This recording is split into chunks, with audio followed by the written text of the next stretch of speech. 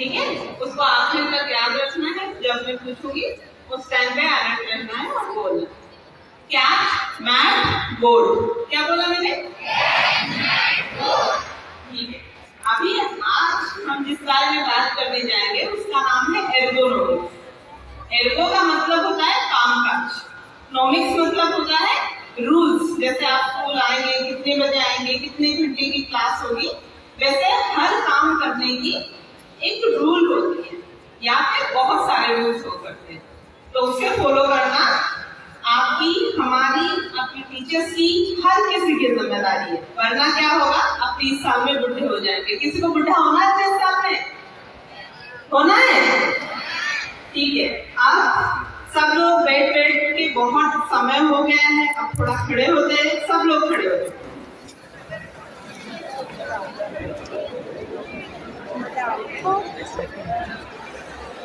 यहाँ पे सबसे लंबे बच्चा कौन है? सबसे लंबा जो भी है जल्दी से आगे आ जाइए, हमारे पास बहुत समय नहीं है, आप लोगों को क्लास में भी जाना है। सबसे लंबे बच्चे मेरे साइड में आ जाए,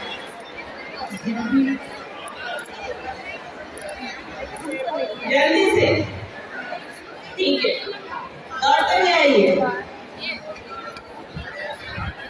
ठीक है, अब आपके जो लंबे वाले भैया हैं वो आपको डेमोन्स्ट्रेट करेंगे, क्योंकि मैं तो लिखूंगी नहीं। ठीक है, अब एक काम करते हैं, सारे लोग अपना हाथ आगे करिए, बढ़िया से, एक दूसरे से धक्का मुक्की नहीं। ठीक है, और लंबी सांस खींचते हुए, साइलेंट एवरीवन, लंबी सांस खींचते हुए दोनों पैरों को सीधा रखिए, मिला के रखिए। ठीक है, लंबी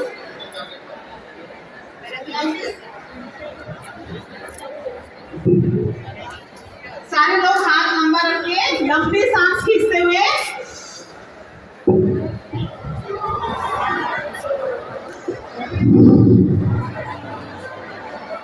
ठीक है, और एक बार हाथ को ऐसे मुट्ठी करिए, घुमा दीजिए। ठीक है, धक्का मुक्की नहीं, और लंबी सांस खींचते हुए।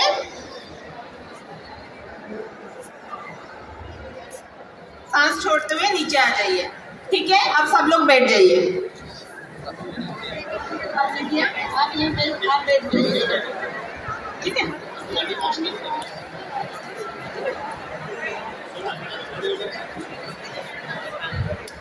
बैठ जाओ आप लोग, सब लोग।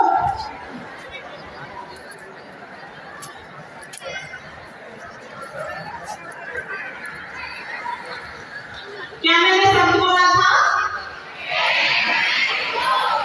बस, अब उसके बाद हम जो भी चीजें बोलने जाएंगे अभी सारे लोग ध्यान देंगे, क्योंकि आपके लिए बहुत जरूरी है।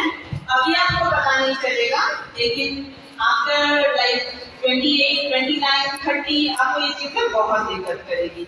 हम आज बात करने जाएंगे एर्गोनॉमिक्स के बारे में। सब एर्गोनॉमिक्स का सबसे पहला रूल आपके पोस्चर को सही रखना है। सब लोग सीधा हो जाओ, कमर, गर्दन, हाथ सीधा।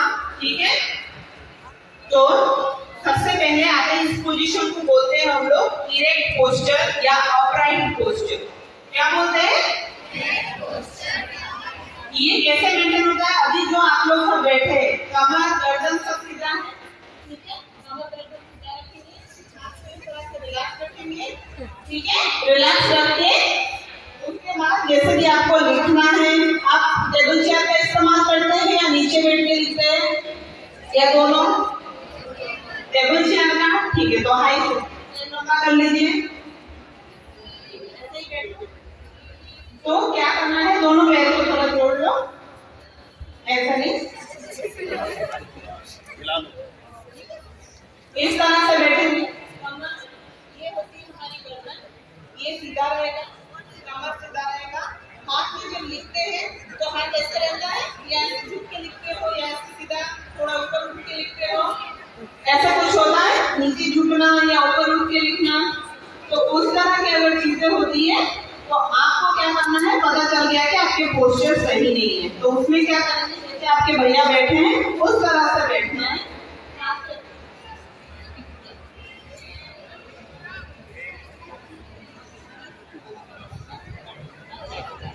भैया को भी थोड़ी सी लाइकोसिस हो रखी है, वो बताऊंगी बच्चों को अभी मैं देख रही हूँ, ये है अपराइट पोजीशन। लेकिन ये तो हम हमेशा मेंटेन नहीं कर पाएंगे ना, लिखते लिखते भूल जाएंगे। तो बीच में क्या करना है, खुद पे बोलना है कि नहीं सीधा होता, उसे हम बोलते हैं बायो फीडबैक।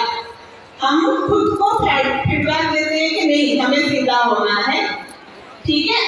ये पोजीशन आप मेंटेन करेंगे जब लिखने में बैठ रहे हैं, ठीक है, या जमीन पे बैठते हैं तो एक छोटा सा स्टडी टेबल होता है, घर पे है किसके पास, ठीक है, कितने लोगों के पास है, ऑलमोस्ट एवरीवन, ठीक है। जिनके पास नहीं है प्लीज बाय दैट, ठीक है, वो आपको बहुत मदद करता है। और आपके पास जो स्टडी टेबल है वो सीधी है या इंक्लाइंड है, ऐसे थोड़ी तिरछी है, तिरछी वाली है या सीधी वाली, ठीक है। सीधी वाली की जगह अगर तिरछी वाली में रिप्लेस कर सकते हैं तो वो और भी अच्छा है, जिसे हम बोलते हैं inclined study table, inclined study table. याद रहेगा, सारे लोग try to buy inclined study table, क्योंकि वो आपको पोस्चर को सही रखने में बहुत मदद करता है, ठीक है। और जब भी आप बेड पे पढ़ाई करते हैं स्टडी टेबल का इस्तेमाल करेंगे। जब आप क्लासरूम में हैं एप्रोप्रिएट फीडबैक के द्वारा अपने पोस्चर को सीधा रखेंगे, ठीक है। याद रहेगा ये वाली बात, ठीक है। क्या मैंने शब्द बोला था, वेरी गुड। उसके बाद आते हैं हमारी खड़े होने के तरीके। भैया खड़े हो जाओ, क्या नाम है आपका, निशान भैया, खड़े हो जाएंगे तो कहीं खड़े हो जाओ,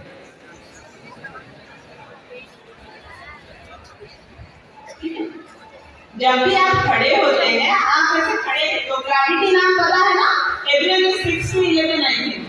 तो ग्रेविटी हमेशा आपको एक धक्का मारता है, आपने एक पैर मारा, ग्रेविटी भी आपको एक पैर मारेगा, लेकिन आप गिरते हो, क्यों नहीं गिरते हैं, हम बैलेंस कर लेते हैं, ऐसे ऐसे नहीं होते, बैलेंस हो गया। वो जो बैलेंस होती है इसलिए होती है कि हमारी जो सेंटर ऑफ ग्रेविटी है इन दोनों पैरों के बीच में होती है, ठीक है। और पैरों के बीच की जो दूरी है 5 से 7 सेंटीमीटर। इस तरह से अगर आप जब खड़े होते हैं प्रेयर क्लास में या कहीं खड़े होते हैं, इस तरह से अगर आप खड़े रहेंगे तो आपके कमर में, गर्दन में जल्दी दर्द नहीं आएगा। आप अगर ऐसे खड़े हैं, ऐसे खड़े हैं या फिर ऐसे खड़े, ऐसा भी खड़ा है, ब्रेकफास्ट नहीं किया, नींद आ रही है, बोर हो रहे हो, ऐसे झुक जाता है, ऑटोमेटिकली झुक जाते हैं। तो उस टाइम पे क्या इस्तेमाल करना है हमें, बायो फीडबैक, नहीं सीधा हो जाए, ठीक है।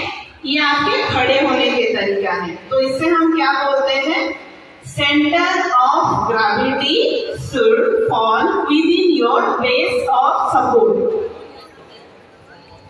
खड़े होने के टाइम पे यहाँ पे, बैठने के टाइम पे हमारी कमर की सीधी नीचे, ठीक है, याद रहेगा, ठीक है। ये दोनों चीजें हो गए। अब थर्ड में आते हैं, निशान भैया नीचे आ जाओ।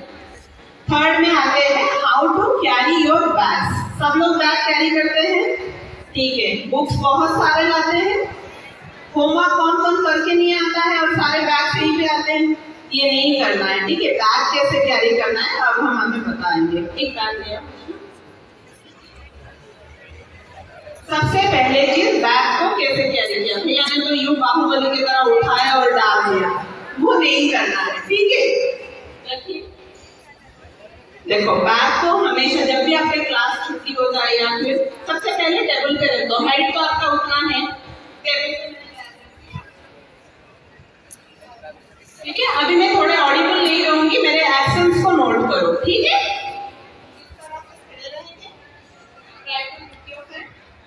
ये मेरे लिए छोटी है, दूसरे हैंड भी रखेंगे, स्ट्रिप्स को एडजस्ट करेंगे, स्ट्रिप्स को एडजस्ट करेंगे अपने हाइट के हिसाब से। पहले एक हाथ फॉलोड बाय अनदर, ठीक है। उसके बाद you have to carry like this with both hand, ठीक है।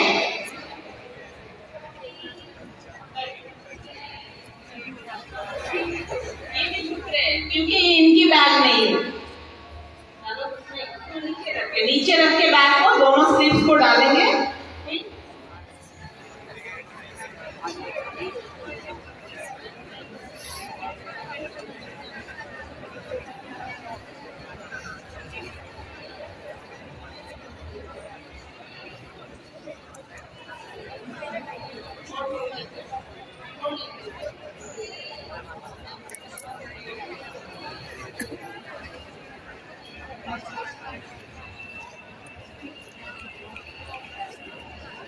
जैसे निशांत भैया ने उठाया, एक हाथ डालेंगे, दूसरा हाथ डालेंगे, दोनों हाथ से अपने स्ट्राप्स को पकड़ेंगे, यूं खींचेंगे, शोल्डर को रोटेट करना है ऐसे, ठीक है।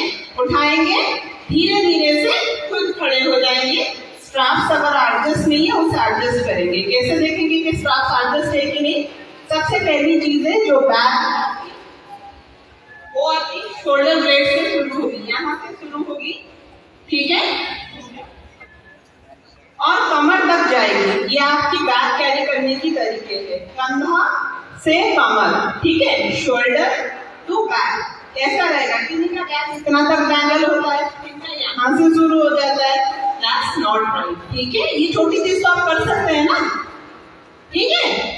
अगर ये आपने नहीं किया, एक तरफ बैक डाला, डैंगल किया, तो उससे एक कंडीशन होती है, ये आप ही जैसे स्टूडेंट में इंडियन स्टडी 2013 से लेकर 17 में किया गया, लगभग बहुत सारे 80% स्टूडेंट इन स्कूल को माना गया है कि उनको पोस्चरल काइफोस्कोलियोसिस होता है। उसमें क्या होती है, आपकी रीढ़ की हड्डी ऐसे टेढ़ी हो जाती है, आपको दिखेगी नहीं, ऐसे आप झुक जाते हो और आपकी रीढ़ की हड्डी एक तरफ हो जाती है, इधर आगे झुक जाते हो या फिर एक तरफ, या कभी कभी कंबाइंडली होती है, जिसे हम बोलते हैं पोस्चरल काइफोस्कोलियोसिस।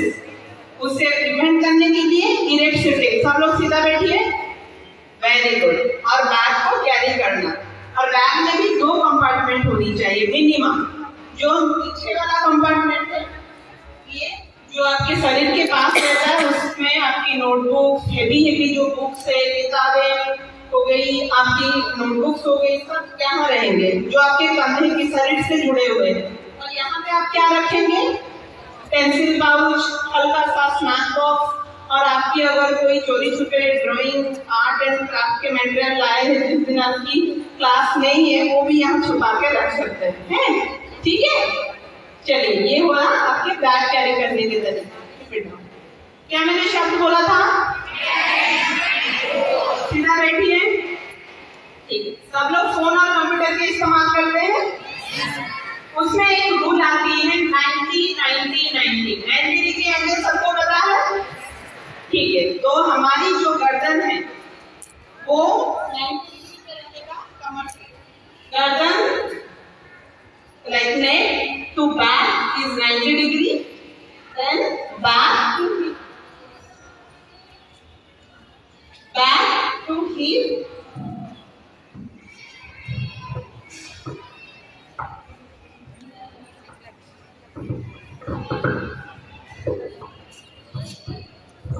बैक टू हिप, ये होती है हमारी कमर, ये होती है हिप, ये भी 90 डिग्री पे रहेगा।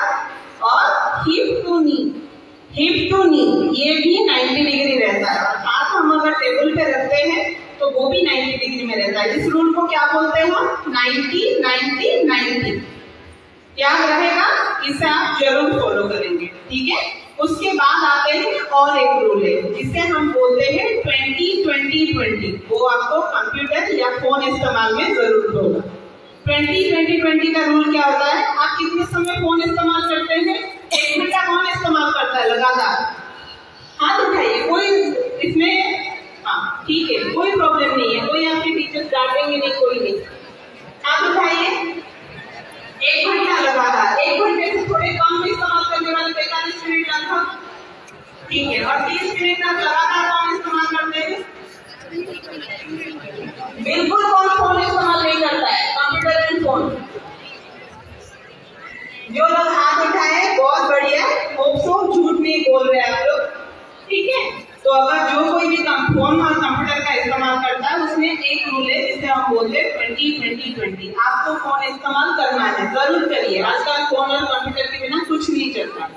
आपके ऑनलाइन क्लासेस होते हैं, बहुत सारे प्रोजेक्ट के डॉक्यूमेंट्स होते हैं, बट उसमें क्या ध्यान रखना है आपको? 20 मिनट के बाद, 20 मिनट के बाद 20 सेकेंड की एक ब्रेक लेंगे और 20 मीटर आगे देखना है।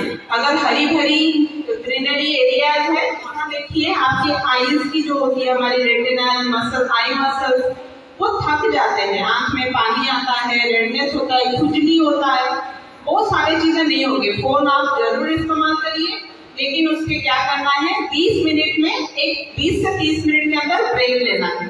फॉर एग्जाम्पल आप गेम खेल रहे हो, 30 मिनट की एक अलार्म सेट कर दो। Hi Siri, set an alarm for 30 minutes. Hi Google, set an alarm for 30 minutes. सारे फोन में होते हैं, ठीक है। 30 मिनट्स की एक अलार्म सेट करेंगे। फोन को मतलब जो छोटी फोन है, पापा के फोन अगर छोटी है, आपके हाथ में आ जाती है, या मम्मी के फोन छोटी, जो छोटी वाली फोन है वो लीजिए, क्योंकि आपके हाथ के हिसाब से वो होना चाहिए। छोटी फोन लेंगे, 30 मिनट का अलार्म सेट करेंगे, फिर पढ़ाई करिए, गेम खेलिए, कुछ भी कर सकते हैं, लेकिन 30 मिनट से ज्यादा नहीं, ठीक है। याद रहेगा, ठीक है। आपके जो स्टडी टेबल है, अब आते हैं उसकी अरेंजमेंट। स्टडी टेबल जो है आपकी दाहिने तरफ कीबोर्ड, माउस, आपकी जो रेगुलर नोटबुक्स, पेन स्टैंड, सब कुछ यहीं पे रहेगा। जो थोड़े कम इस्तेमाल होते हैं वो आपके बाएं की तरफ रहेंगे। ये और उसमें ज्यादा झुक के जो सामान लेना है, मतलब वो आपके लिए सेफ नहीं है। अगर आप झुक के लेना पड़ रहा है कोई भी सामान स्टडी टेबल में, इसका मतलब वो सामान होना चाहिए जो आप बहुत रेयर इस्तेमाल करते हो। तो उसे हम बोलते हैं keep everything with in reach. Reach का मतलब है हमारे हाथ जहां तक पहुंच रही है, सामने। हाथ लंबा करो सब लोग। जो आपकी हाथ जितनी लंबी होती है वो आपकी फॉरवर्ड रीच है, ऊपर जितनी पहुंचती है वो ऊपर रीच है, साइड में जितनी पहुंचती है वो आपकी साइड वाइज रीच है। तो आपकी सामान जो है वो इस दायरे में रहना चाहिए, ठीक है। याद रहेगा, ठीक है। आज के लिए और ज्यादा कुछ नहीं बोलेंगे, लेकिन अभी जो एक्सरसाइजेस हम डेमोन्स्ट्रेट करने वाले हैं उसको ध्यान पे रखेंगे, और हमेशा नहीं तो दिन में एक बार जरूर कर दीजिए, ठीक है। आते हैं सबसे पहले आपकी हाथों की एक्सरसाइज की।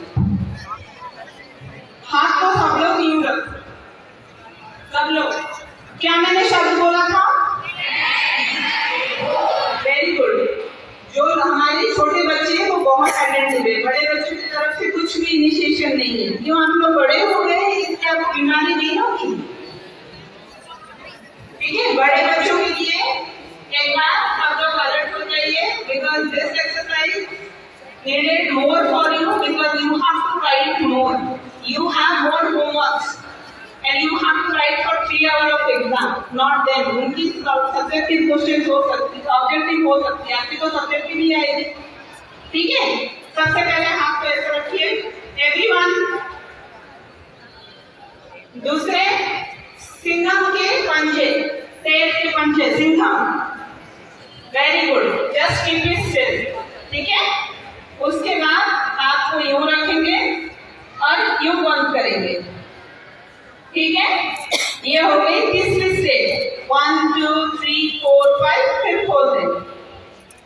उसके बाद पूरी हाथों को जैसे रखे थे हम वैसे रखेंगे, लेकिन इस बार अंगूठे को साट देंगे, ठीक है। तो ये हो गई आपकी 1 2 3 4 5, रिलैक्स। ये 3 एक्सरसाइज जरूर करेंगे। उसके बाद घर में सबके पास एक रबर बैंड होगी, या मार्केट से खरीद लीजिए, जो छोटी में हम लगाते हैं, वहां पे हाथों में उसको इस तरह से रबर बैंड लगेगा। Everyone do like this. अपने हाथ को ऐसे, दूसरे हाथ से ऐसे रिंग बनानी है, और धीरे धीरे हाथों से दबानी है, दूसरे हाथों से खोलनी है। खोलने की कोशिश करो,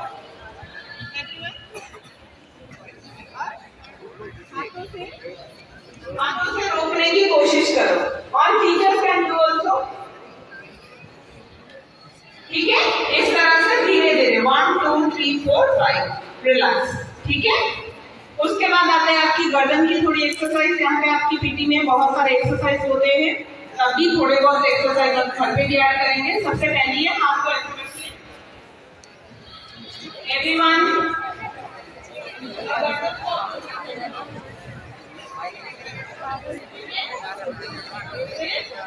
न्यूट्रल पे आ जाइए, फिर हाथ को अपोजिट डायरेक्शन, गर्दन को अपोजिट डायरेक्शन, ठीक है।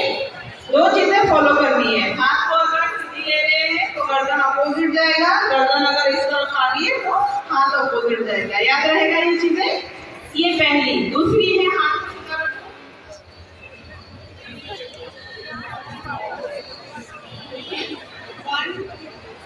1 2 3 4 5, रिलैक्स।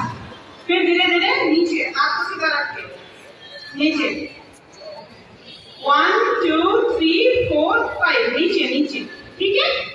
ये 3 चीजें हो गई आपकी गर्दन की, ठीक है। अब सब लोग क्या करो, टर्न हो जाओ, इस तरह टर्न हो जाओ, पैर को लंबा कर लो।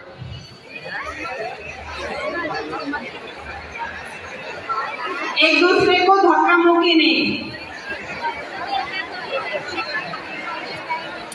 सब लोग।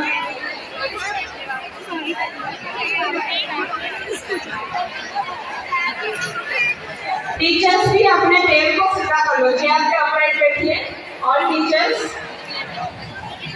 अपराइट बैठ जाइए। आप लोग प्रोग्राम स्टैंडिंग करते हैं, पढ़ाते हैं, will help you to reduce planter facilities. वो हमारी पैरों के नीचे कुछ चीजें होती है, एडिशन की हो जाती है, तो हमारी फासा है वो जुड़ जाती है। बच्चों के लिए तो ये बहुत ज्यादा जरूरी नहीं होगा, उनको फ्लैट फिट हो सकते हैं, लेकिन ये टीचर्स के लिए डेफिनेट है। सारे लोग क्या करो, कमर सीधी, गर्दन सीधी, कमर गर्दन सीधा, ठीक है। आप क्या करो, अपने पैरों को ऐसे अपने तरफ खींचो, पैरों को खींचो, पैरों को,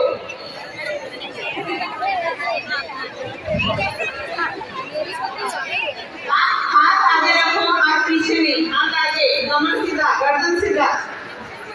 वेरी गुड, खींचा हुआ है, दर्द हो रहा है तो ये अच्छी बात नहीं है। किसको दर्द नहीं हो रहा है, हाथ उठाओ। जो लोगों को दर्द नहीं हो रहा है, दोस्त पीपल की थोड़ा सा एक्टिव है, उनकी मसल से थोड़ी कम टाइटनेस है, जिन लोगों को है मतलब वो भी ठीक हो सकते हैं। दोबारा से करो, कम लोग, दोबारा से, कमर सीधी, गर्दन सीधी, आगे की तरफ हाथ, पैरों को छूने की कोशिश करो, कमर घुटने सीधा रखो। 1 2 3 4 5 रिलैक्स। आप बैठ जाओ, आप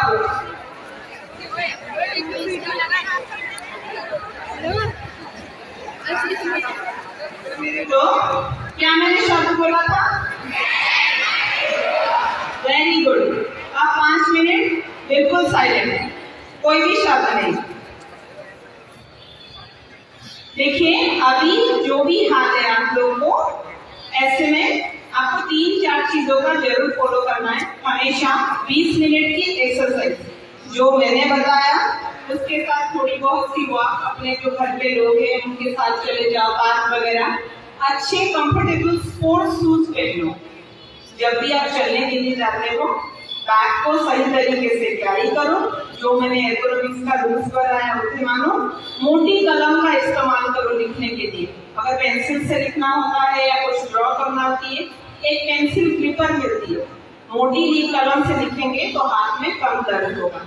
कभी यहाँ पे हो जाती है, कभी यहाँ पे हो जाती है, कभी यहाँ पे दर्द होता है, कभी घुटनों पे, कभी एड़ियों पे, तो उसे मैम ऑलरेडी बोल चुके मस्कुलोस्केलेटल डिसऑर्डर्स बोलते हैं। अगर दर्द आता है तो आपको 4 चीजें फॉलो करनी है। सबसे पहली चीज राइस, क्या है राइस, खाने वाला राइस नहीं, क्या है rice, rest, icing, compression, elevation. कभी भी आपको या आपके घर में किसी को भी दर्द आता है, सबसे पहले रेस्ट करना है। पूरी हफ्ते भर नहीं, छुट्टी लेने की जरूरत नहीं है, बस 24 to 72 आवर रेस्ट करेंगे।